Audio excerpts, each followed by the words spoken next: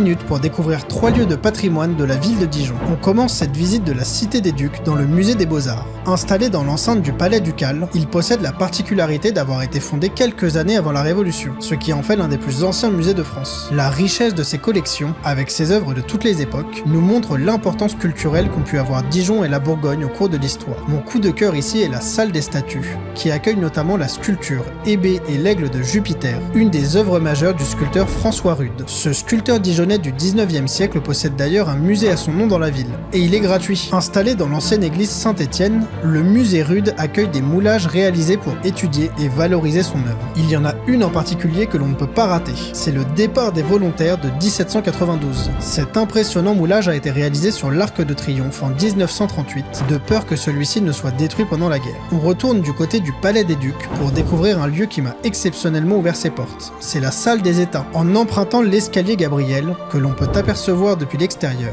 on accède à ce salon d'apparat décoré dans un style Louis XIV. Son nom lui vient des États de Bourgogne, une assemblée qui se réunissait tous les 3 ans sous l'Ancien Régime pour administrer la province. J'ai beaucoup aimé sa fresque représentant les gloires de la Bourgogne. Ce format te plaît? Dis-moi dans quelle ville de France tu aimerais que je me rende ensuite?